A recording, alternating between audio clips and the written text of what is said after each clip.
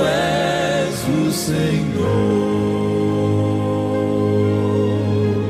Bendito seja o nome do Senhor Jesus Cristo, que nos deu a oportunidade de estarmos aqui mais uma vez. Hoje nós vamos para a aula número 19.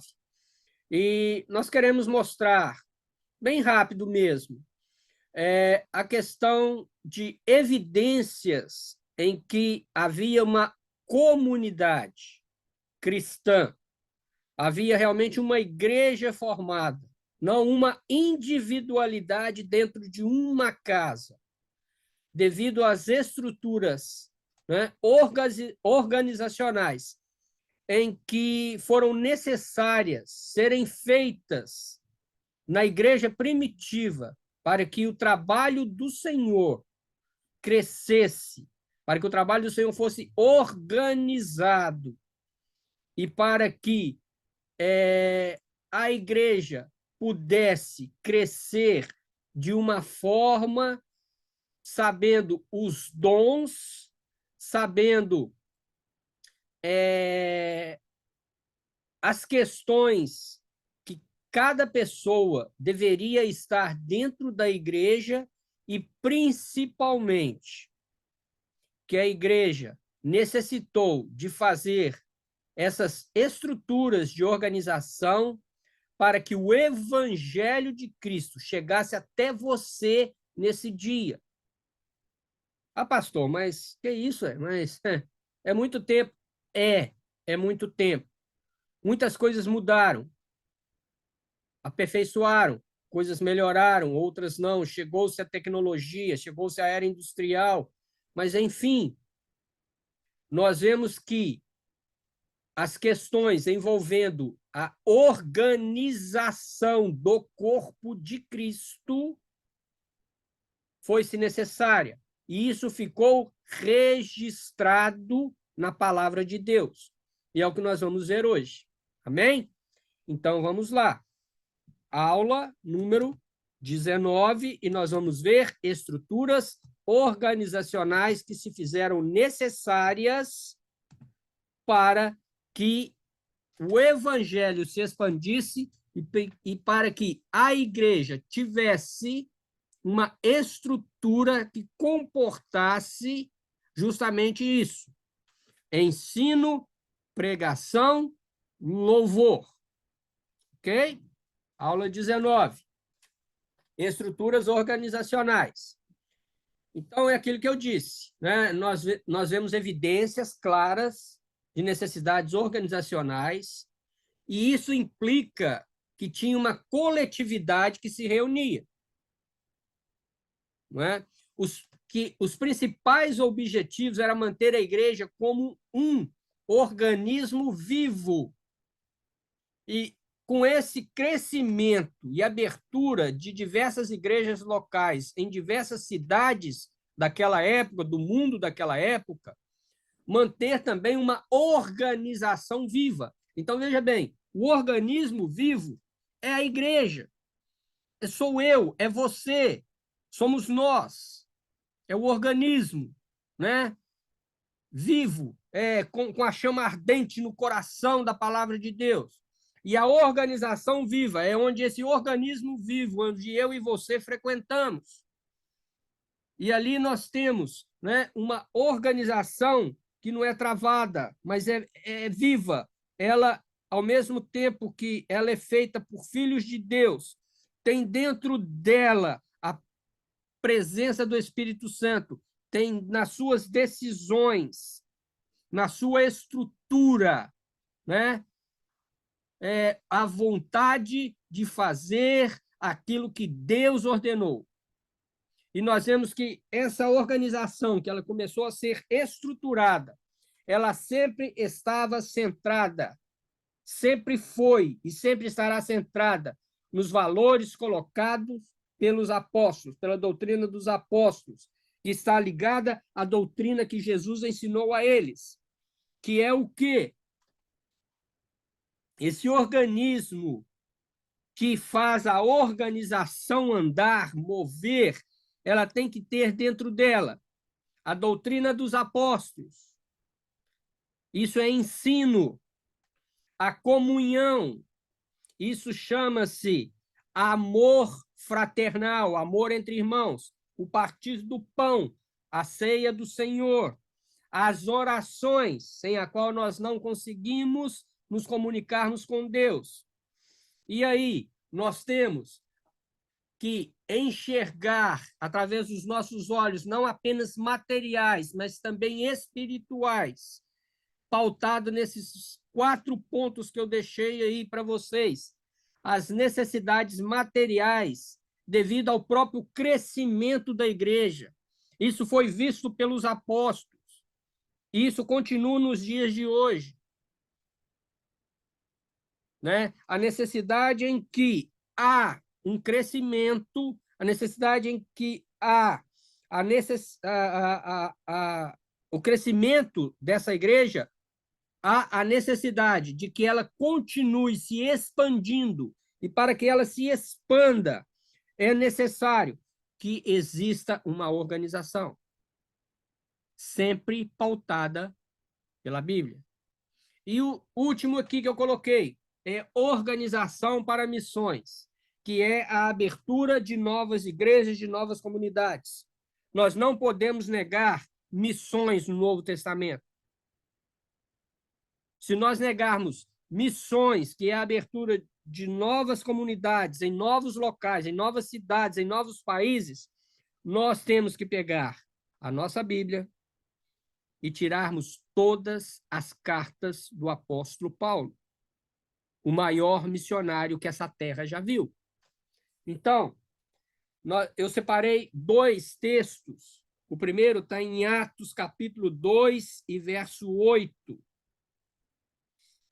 2 e verso 8, que diz o seguinte: como, pois, os ouvimos cada um na nossa própria língua em que somos nascidos? Olha o que está dizendo aqui. Mas, pastor, assim, está meio fora de texto, contexto, esse versículo. Não. Aqui está falando da descida do Espírito Santo. Mas aí, olha aqui. Como, pois, os ouvimos cada um na nossa própria língua em que somos nascidos? Você está vendo que a igreja já tinha expandido? Você está vendo que já tinha acontecido, né? Mesmo que, assim, de uma maneira que não era estruturada ainda, a questão de missões. Esses homens que estavam ali na descida do Espírito Santo eram de diversos países. Né? O 9 diz, pardos e medos, elamitas, os que habitam na Mesopotâmia, Judéia, Capadócia, Ponto, Ásia, Frígia, Panfilha, Egito, partes da Líbia, e vai, cretenses, árabes. Assim, como? E como que esses homens estavam ali? Não é? Então, nós vemos aqui que, mesmo que eles morassem em Jerusalém, mesmo que eles estivessem ali, mas eles tinham ouvido, né? Tinha aquele acontecimento na sua própria língua, eles tinham entendido. Então, eles receberam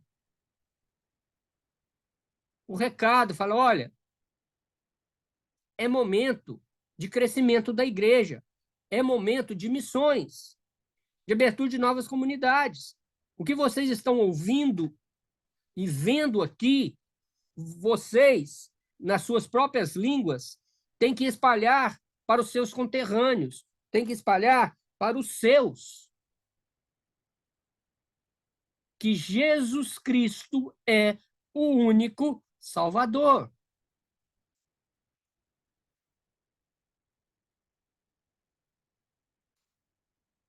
Olha Atos 6 e 1. Ora, naqueles dias, crescendo o número dos discípulos, vocês viram que Atos 2 e 8 lá haviam diversos discípulos de diversas línguas e nações? Pois é, aí, o que aconteceu dentro da igreja de Jerusalém?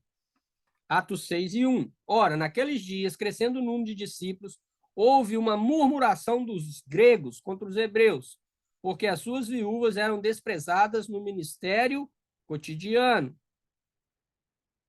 E os 12, quer dizer, os apóstolos, dentro da doutrina dos apóstolos, convocando a multidão dos discípulos. Multidão, né? Irmãos, que bênção, que não é individualidade. Né? Que bênção que era relacionamento. Né? Multidão. Punhado de gente junto. Ah, quantas experiências, irmãos, a gente tem de comunhão entre igrejas, entre irmãos. Mas deixa para lá, vai, senão eu vou chorar. Ok? Experimentado e vivido e visto por mim. Não é? Disseram, não é razoável que nós deixemos a palavra de Deus e servimos as mesas. Então, os próprios apóstolos falaram, olha, está na hora de nós criarmos uma estrutura para que essa multidão de discípulos, essa multidão de crentes, essa multidão de salvos que, né, estão se reunindo, continuem com seus corações ardentes, continuem com a chama do evangelho viva dentro deles. Então, nós vamos ter que organizar algumas coisas. E aí veio o seguinte, veio duas organizações principais dentro da igreja.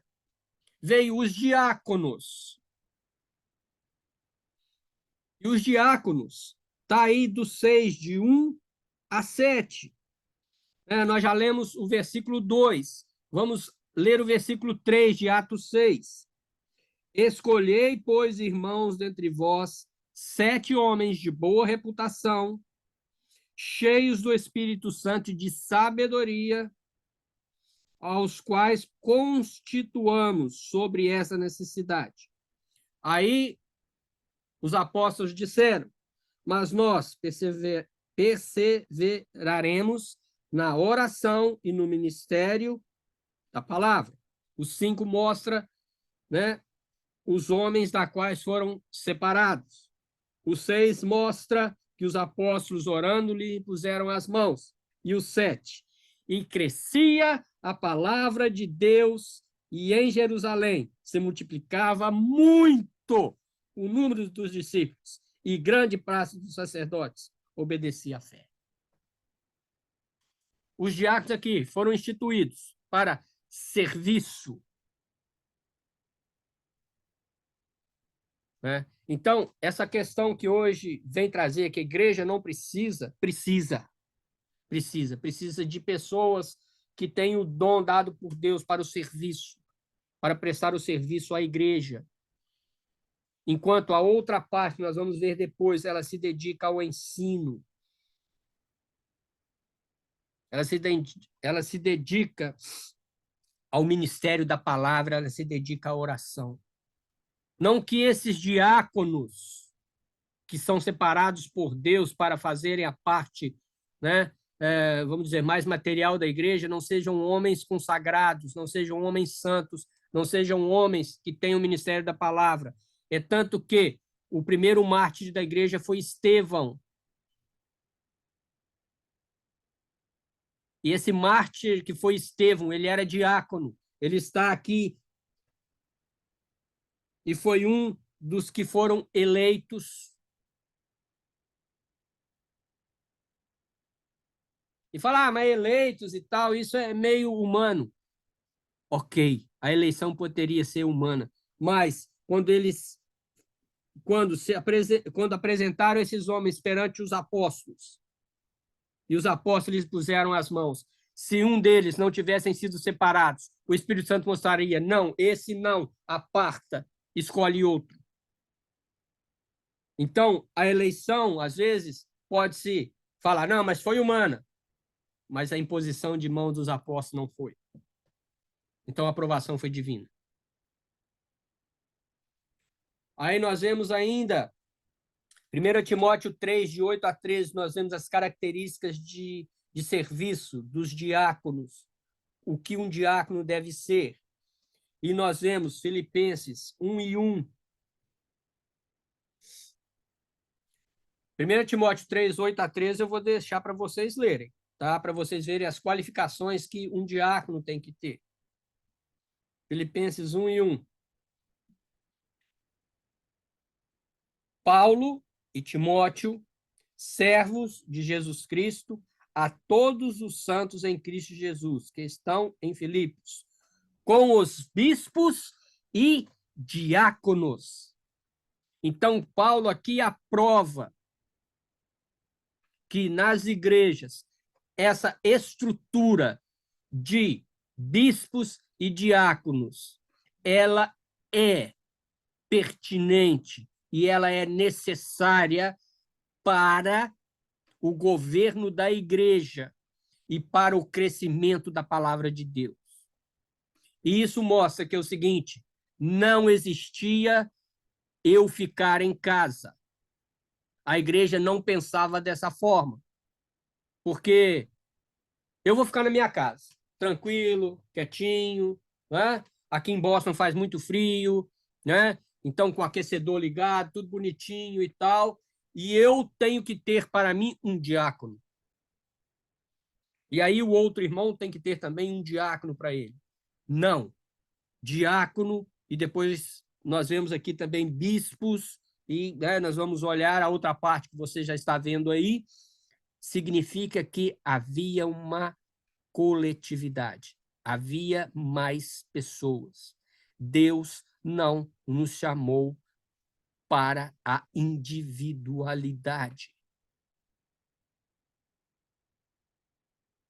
Eu não consigo pregar o evangelho de Jesus Cristo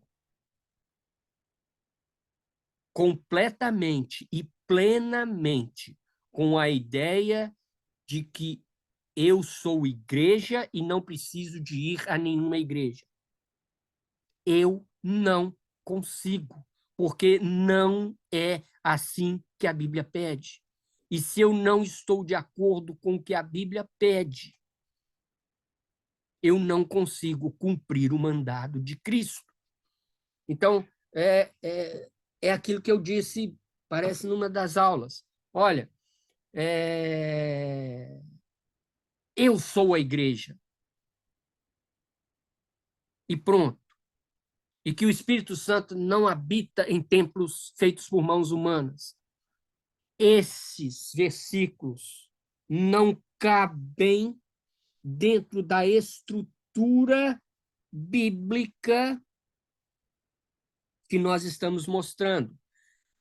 Sabe por quê? Porque eles são usados inadequadamente por pessoas que querem fugir da sua responsabilidade cristã. Não é que eles estão errados, não. Eles foram inspirados pelo Espírito Santo, mas eles estão dentro de um contexto bíblico.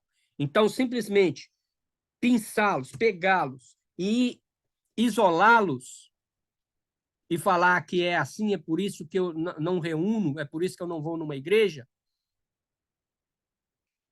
tá? É a mesma coisa, ok? Do que eu pegar dentro, né? Eu pegar um ser humano, tá? E falar, não, esse vai ser gênio. Pegá-lo e isolá-lo. Falar, não, esse é gênio. Ele não vai ser gênio se ele não conviver com o meio da qual ele nasceu, no meio da qual ele tem que conviver, para ele mostrar a sua habilidade. Porque ele isolado, ele é isolado. Ele é gênio, mas ele é isolado. Ele não consegue colocar para fora as suas habilidades, as suas qualidades. Assim é, né, o cristão que hoje é chamado de desigrejado, é o cristão que ele se isola. Se ele se isola, ele não consegue mostrar as suas habilidades, as suas aptidões, os seus dons. vai continuar isolado. É por isso que eu digo, não adianta. A Bíblia nos chama à coletividade.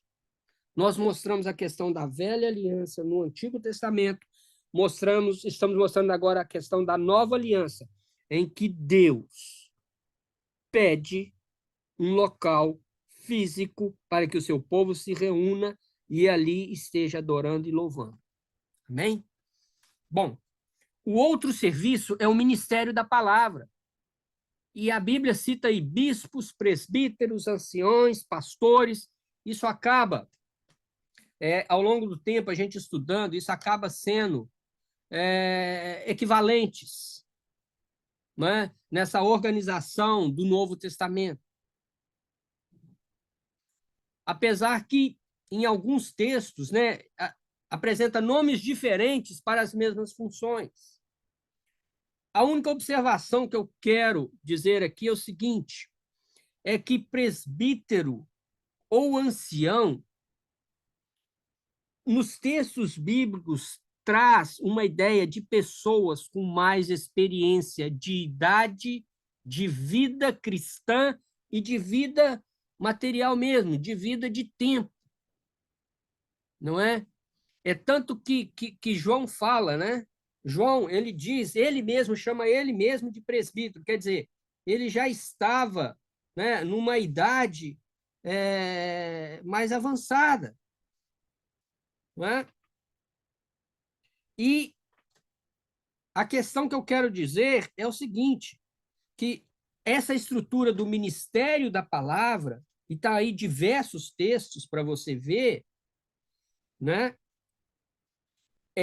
Mostra justamente essa questão, que a outra estrutura é que os apóstolos falaram, nós nos dedicaremos, né, à oração e ao estudo da palavra. Então, é a questão que nós dizemos hoje que é mais ligada à parte espiritual da igreja. Então, se fez isso necessário ao longo do tempo. O Novo Testamento, principalmente as cartas apostólicas, mostra muito claramente esses nomes, bispos, presbíteros, anciãos. Dentro dos dons ministeriais, lá de 5, mostra lá mestres, pastores, não é? E quando eu falei de presbítero e ancião, que se dá a ideia de uma pessoa mais experiente, mais vivida no evangelho, né? Não que tenha que ser, né? Vamos dizer,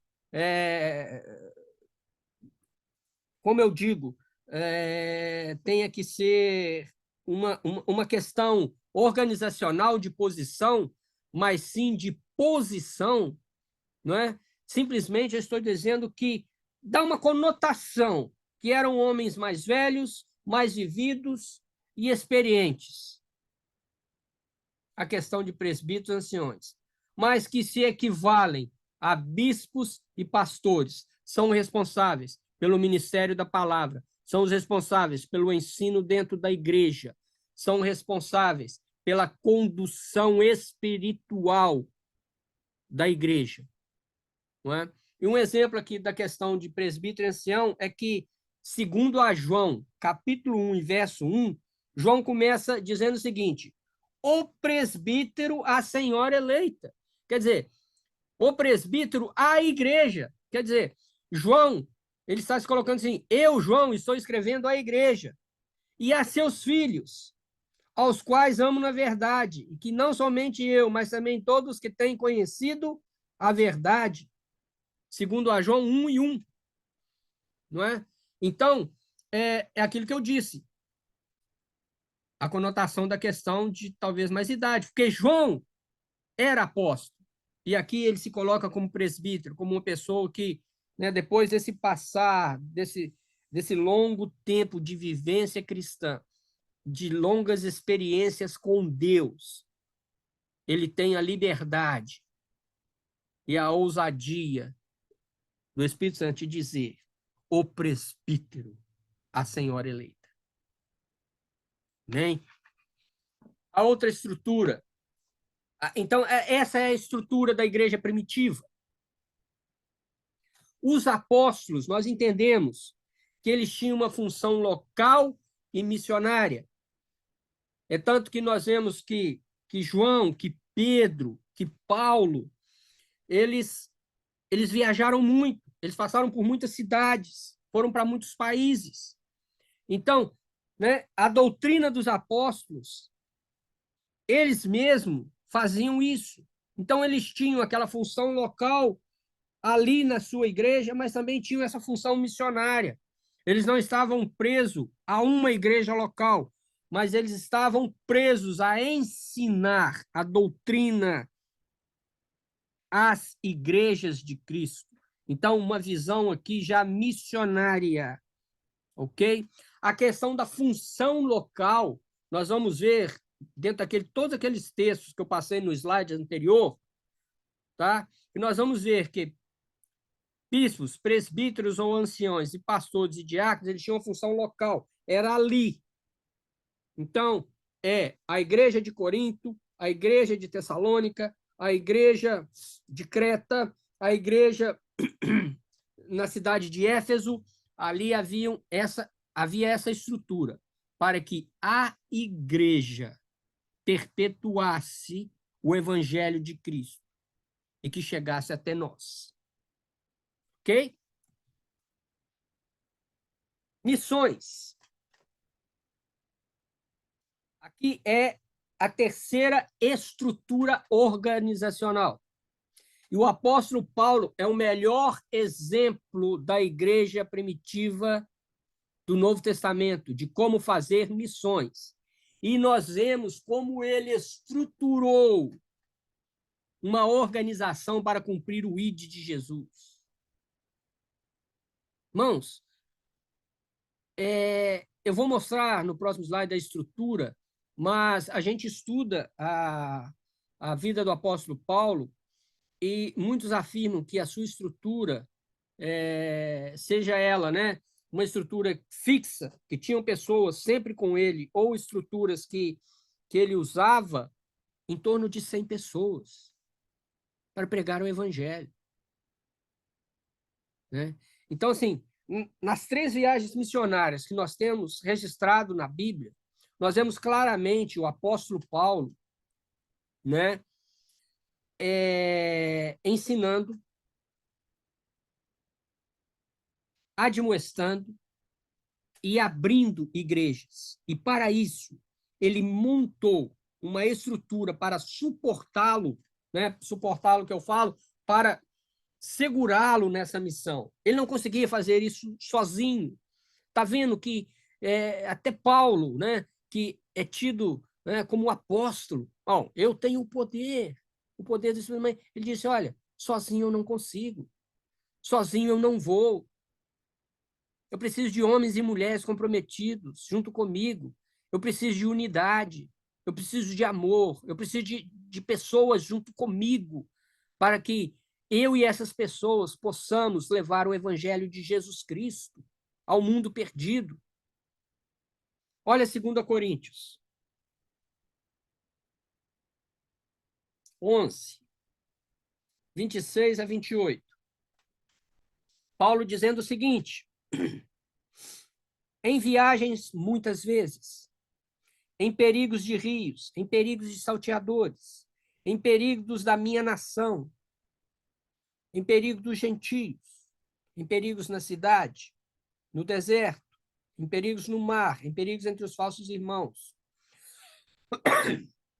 em trabalhos e fadigas, em vigílias muitas vezes, em fome e sede, em jejum muitas vezes, em frio e nudez. Além das coisas exteriores, me oprime cada dia o cuidado de todas as igrejas. Que bênção, né, irmãos? Apesar de tudo isso aqui, ele tinha com ele o amor às igrejas, o amor aos irmãos, o amor às comunidades. Não é? pesava sobre ele isso. O cuidado. Às vezes a gente tem que fazer silêncio. Às vezes a gente faz um pouquinho de silêncio, porque o Espírito Santo, às vezes, ele fala com a gente, sabe? E aí você tem que se calar. O cuidado de todas as igrejas. Eu quero ficar dentro da minha casa. Eu quero ser um desigrejado. Eu sou igreja. Aí você vê Paulo falando totalmente o contrário.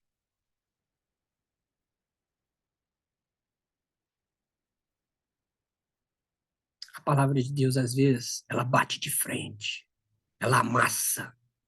Ela faz um estrago na nossa vida. Diante dos nossos conceitos.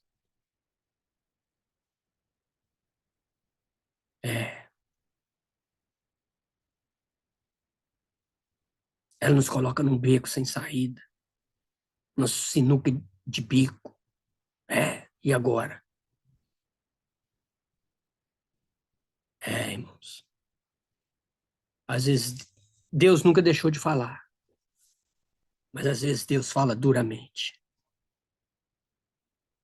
Às vezes Deus fala de uma forma severa, em que nós agimos errado, tomamos decisões erradas.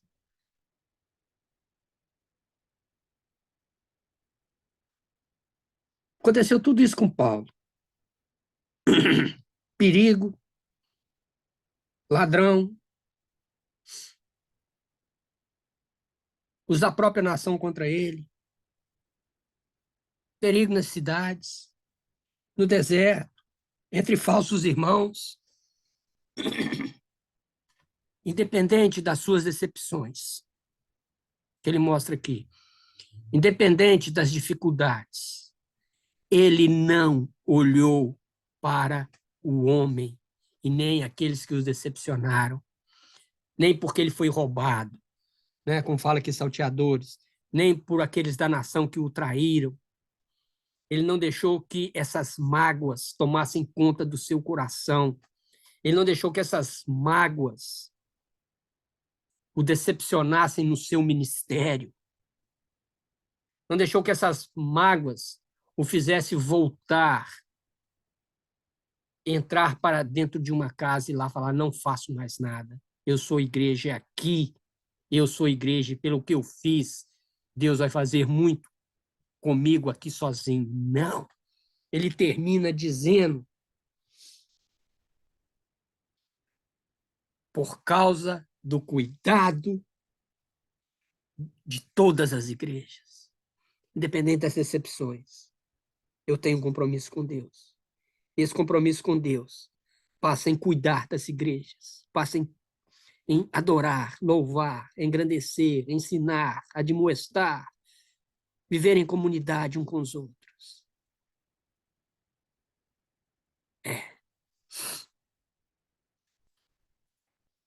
Eu não sei como que você se posiciona, eu não sei como se você vai se posicionar contra isso, mas eu me posiciono da seguinte forma: não posso desistir. Eu tenho que continuar. Eu tenho que continuar.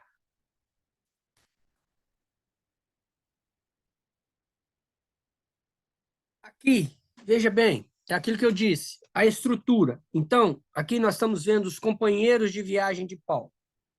Tá? Isso aqui eu tirei da aula que eu dava no seminário de cartas paulinas. Então, isso aqui é só para você ver. Okay? Então, todos esses são companheiros. Algum desses companheiros, em algum momento, né, eles viajaram com Paulo. Em outros momentos, você também vai ver aqui nos cooperadores os nomes deles. Então, olha para você ver aqui, né? Isso aqui é para consulta, para você olhar mesmo, ler os textos e ver. Os companheiros de viagem de Paulo, aqueles que estavam com ele, viajaram com ele, fazendo missões. Aqui são os cooperadores na missão, nas 3 viagens missionárias que ele fez. Está aí. E aqui é a estrutura. O apóstolo Paulo vivia sozinho? O apóstolo Paulo ele mostra que o evangelho é cooperação, o evangelho é união, o evangelho é homens e mulheres trabalhando juntos para levarem a salvação aos homens perdidos. Olha aí. Eu não vou falar aqui, só estou mostrando a estrutura. E aqui falta gente ainda. Tanto você viu que eu deixei uns quadrinhos em branco, que é aquilo que eu disse. São mais de 100 pessoas, e às vezes a igreja, às vezes a Bíblia não define bem se era cooperador ou se viajou. Você está vendo? Como nós podemos ainda manter a ideia de individualidade? Todos esses homens e mulheres e igrejas tinham problemas. Todos esses homens, mulheres e igrejas tiveram decepções. Todos esses homens, mulheres e igrejas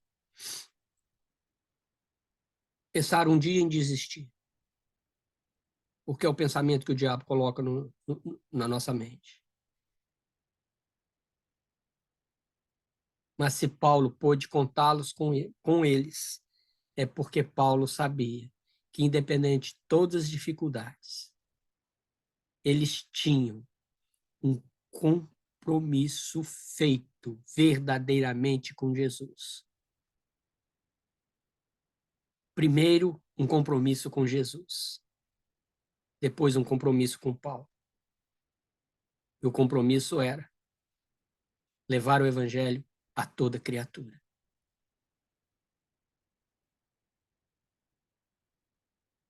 Está vendo a estrutura?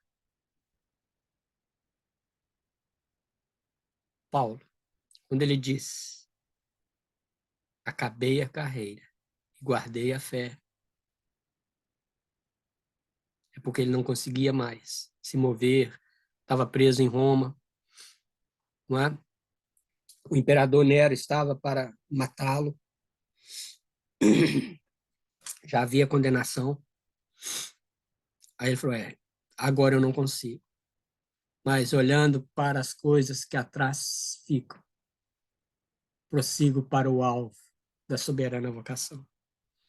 Acho que nesse momento Paulo olhou para trás e falou: gente, quantos homens e mulheres deram a sua vida pelo evangelho, deram até a sua vida, às vezes, por mim, para que o evangelho fosse pregado, para que igrejas fossem abertas. Eu não posso parar, eu tenho que prosseguir para o alvo, olhando para as coisas que ficaram para trás. Esquece, eu vou continuar.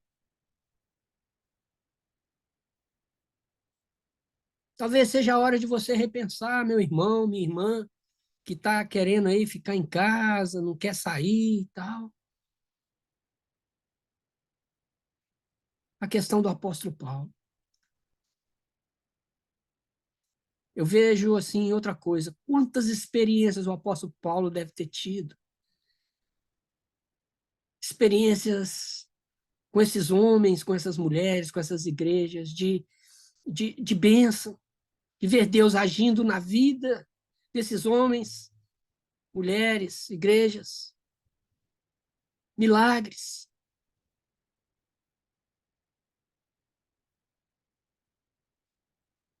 Eu penso assim, o apóstolo Paulo olhando e falando: gente, Deus é bom.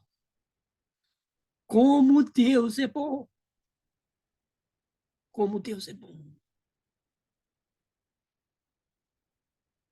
Deus preparou esses homens, mulheres e igrejas para me sustentar na pregação do evangelho. Você me desculpa, mas eu acredito nesse Deus. Nesse Deus que, mesmo com as minhas decepções, seja com homens, seja material, seja espiritual, eu olho aqui para essa estrutura de Paulo e vejo. Deus, quando Ele me chamou para uma obra. Ele não me chamou para eu ficar dentro de casa. Eu vejo isso. Como Deus abre portas, como Deus põe pessoas nas nossas vidas para nos ajudar na caminhada. Eu só não recebo ajuda, eu só não recebo apoio, eu só não recebo bênção se eu decido que eu não quero receber. E um dos modos de não receber é: eu não quero conviver com os meus irmãos e irmãs.